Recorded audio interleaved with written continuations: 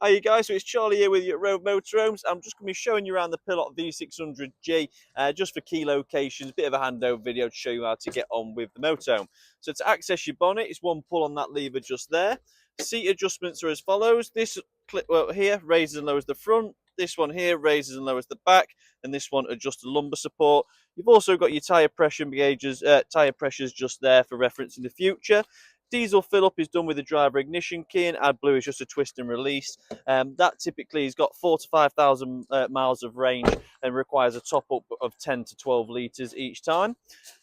Underneath the bonnet, just underneath that catch there that has the little positive on it, is the connector to your vehicle battery. So it actually means that you don't have to lift the floor up to get to your vehicle battery for charging and jump starting. We've gone the red there and we put the black onto that earth lug there, and that's going to be able to jump start the engine for us if we ever need to in emergency. We've got the dipstick and the oil fill up for the engine just there. We've also got the brake fluid, coolant, steering fluid, and this windscreen top up all round to that left side just there.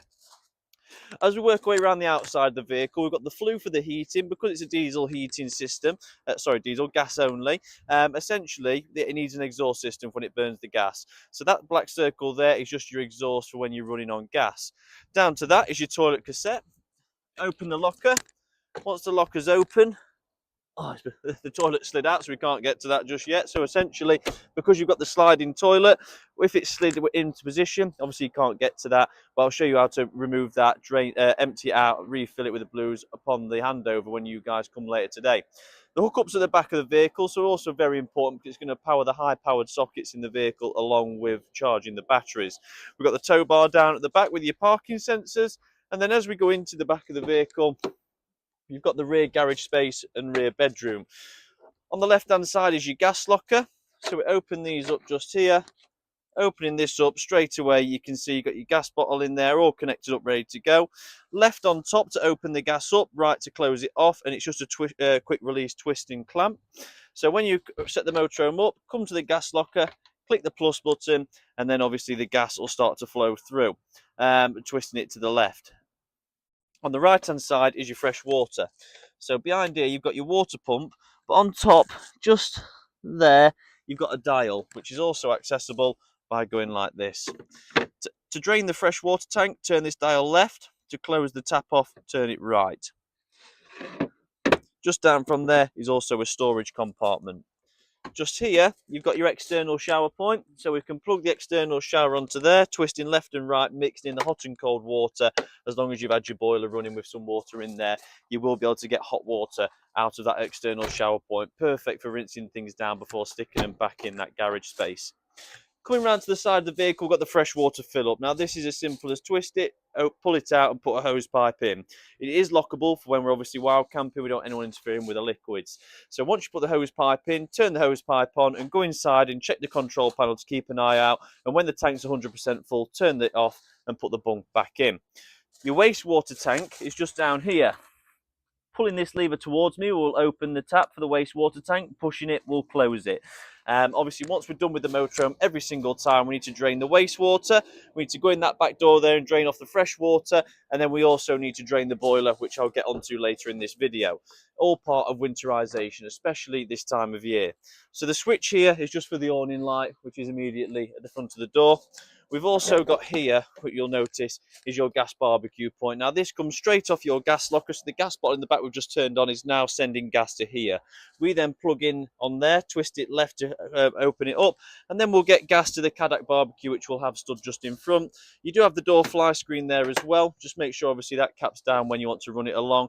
And this rail here is so you can take that table out, connect it down there onto that rail, so you've got an internal external table. Now as we come into the motorhome, I'll just lift that because the door has two locking positions. Close the door up, and first and foremost, we've got up here. Now, this is your main on switch, so flick this switch to turn everything on. Then, this screen's going to come on. And obviously we can see here we're running out of fresh water already. We got it to just 25%, so it goes up in 25% increments. We just get it to 25% for the sake of a handover.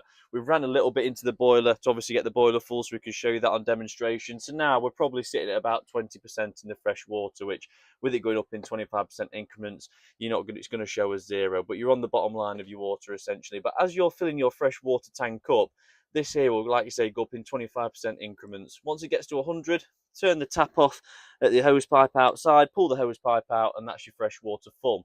So by that point, you'll have the vehicle plugged in, you'll have your gas bottle turned on, you fill the tank with water, you've got your 3 fuels then needed to use the motorhome.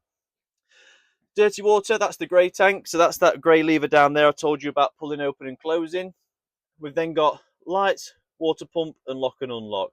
So if that's in the locked off position, you're not going to be able to use the hobs or anything like that. It kills all the power supply to them certain areas. It lets you have your lights and your pump on, but main operations of things do get locked off, and it's more just for when children are in the vehicle. We've then obviously got here, which tells us the hookup lead we've got in is charging the battery. It also tells the solar, lift it up, hookup lead that's in, charging the battery, solar, charging the battery. If we was driving right now, it'd show you that the engine is also charging the leisure battery. So it's just showing you where your power's coming from. Clicking down at the bottom corner, we can adjust the time, date, and language, which obviously is always good to know, but that is it with the control panel. So keep an eye on your water levels, turn your lights on with this, turn your water pump on with this, and unlock things like your igniters, and the gas works with that button just there. This side keeps an eye on the battery and obviously how much voltage is going into it, so we can check the levels on the battery. It's at 13.4, which is really good. To the left of that, you've got your heating, hot water. Now, it's a gas system, so it's showing the gas bottle up there. If I tap to wake up, I've got a motorhome with a thermometer. Click and simply twist the dial to choose a temperature, then select. Your next one's your water temperature. Do you want it on hot, off, eco, hot, or boost? Eco is 40 degrees, hot is 70 degrees, and boost is the 70 degrees setting, but it borrows power from the heating to get there quicker. So we'll put that on hot. You've then got your fan speed of your heating, eco or high, and notice 1 and 2 fan blades light up above the top. And then down here, we've got 2 timers. So here's a normal timer. If I click on that, twist, select now, for 6 hours, these settings will run and then it'll switch itself off. If I go on this one, it's a daily event timer.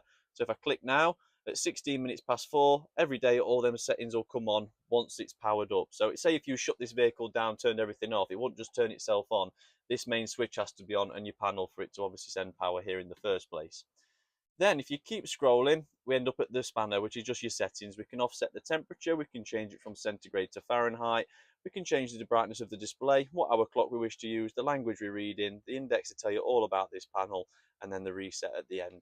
The reset's at the end, so if you run out of gas and you have to change your bottles over, because if you run out of gas while this is running, it's going to give a big fault triangle just there to say you've run out of gas and bring up a code to tell you what the fault is. You'll then change your gas bottles over, come back to this panel, and if for some reason it's not cleared that fault to say you've run out of gas and picked up the fact you've got a new bottle on, you'll need to go to your settings, click reset, and away you go. Behind me here is where the boiler resides, underneath this seat just here, and what you've got is that there.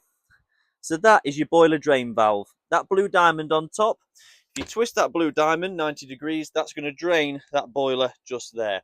So once you've turned that blue diamond, before you do, we need to make sure the water pump's turned off on the control panel, because if the water pump's left on, as you're draining that boiler, it just assumes you're running the hot tap, so it starts to pump water from the fresh water tank in the back into the boiler to replace it. We're obviously draining all the water off the motorhome. So first things first, when draining everything down, turn the pump off, do the fresh water at the back like I did at the start of the video, do the wastewater outside here, and twist the blue diamond on top of there. Now with that valve under there, that's a thermostatic valve, so if underneath that bench gets less than 3 degrees Celsius, that tap is going to automatically kick out, just to make sure that the water in your boiler doesn't get below 0, freeze, and expand and crack the inner casings of your boiler, okay? So when you obviously on that tap, when you turn the blue diamond, a small blue button will pop out below. So when we turn the blue diamond back to close the tap, we need to go to the base of it and push the blue button in. Now this socket here will be powered up when the vehicle's got a hookup lead in. We've obviously got various light switches, as you can see, kitchen, and then we've got the lounge ones as well over here. We've got another one here as well, which does other lounge ones underneath. These ones are all touch activated. You just tap your finger on those ones there. Nice and easy. Underneath the floor there is just some storage for you guys, so you can add some storage to it. Both your leisure batteries are under this front seat here, and then we've got some electrics and plugs under that seat just there. Now we can extend out to get the basing unit available. We just pull this out here, lift up, run some water through. Looks like I need to get some more water in the tank by the looks of it. Got some airlocks in. Yeah, need to get some more water in the tank and running out. There we go. Get some airlocks out of the system and that'll run through nicely. And then obviously this side, you've got your hob unit where it's a push and twist, just like so. just like that, nice and easy. Again, push and twist, and away we go, just like that. So the hob's nice and easy to use. Sink's always accessible. You've got your nice bottle stand there, loads of storage around the edge, and then you've got your oven and grill just here. So if we push into the left, that's the oven at the back. So if I don't know if that recorded then, because it came with low power on the phone. But if we push into the left, that's obviously your oven. And if you want to go to the grill, we just push in to the right that way, push in this, and then it's your grill on that side as well. So nice and easy to use. Return to the top. Always take these out when we're traveling to avoid rattles and bangs. Below that, we've got the fridge, so tap to wake it up. To change the power supply, it's on automatic at the minute. Hold this button just here. Tap again for battery, for vehicle battery, and then tap again for gas, and it will self-light itself on gas. To change the temperature, we use this touchscreen button just here, 5 being the coldest, 1 being the warmest. And this here, that's off, that's on, and that's just because in this fridge you've got heated seals just here, okay? And all that's for is obviously because the fridge does get very cold, it just means then that obviously the fridge seals aren't going to stick to the actual base of the fridge itself, which is nice and just well thought of. Up to the right, you've got some storage drawers, obviously a heater vent there as well, keeping everything nice in the rear garage.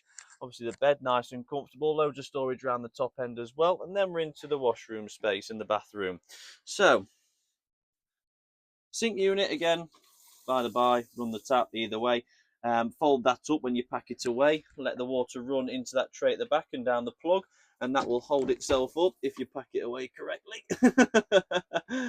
Push that up like so. I think it needs to be this way around actually, like that. There we go, and that clips up. And then obviously you've got your toilet, which is on a pull-out mechanism over to the side. So if I do undo the clip, pull the actual toilet out, it might require 2 hands, just 1 second. There you go. Toilet's out, lift the lid up, push the button to flush, like so. That lever there drops it all into the bottom. Now the toilet's forward in position, I could go outside and empty the cassette. If it's tucked back under, the cassette's not there to be emptied. But because it's a solid toilet, obviously much comfier, much more leg room and much better seating position. Obviously the shower runs off the same water feed, making life nice and easy there. All right, guys. Well, that's the Pilote Foxy V600G with obviously how to get on with it, where the locations are and things like that. Hope you enjoy your handover you have with us here today, guys, and we hope we get some good use out of the motorhome. It's obviously lovely lighting, really good build quality. I really love this extendable kitchen worktop space as well. 2-ring burner gas hob with obviously your diesel heating and with your gas heating and water. 3-way fridge with a separate freezer. Big comfy bed at the back with loads of storage space. It's a really good choice, guys. And obviously, if you're ever done with a motorhome in the future, just bear us in mind. We'd love to have this one back in stock. But thank you for choosing Rove, and we hope you enjoy the Pilote.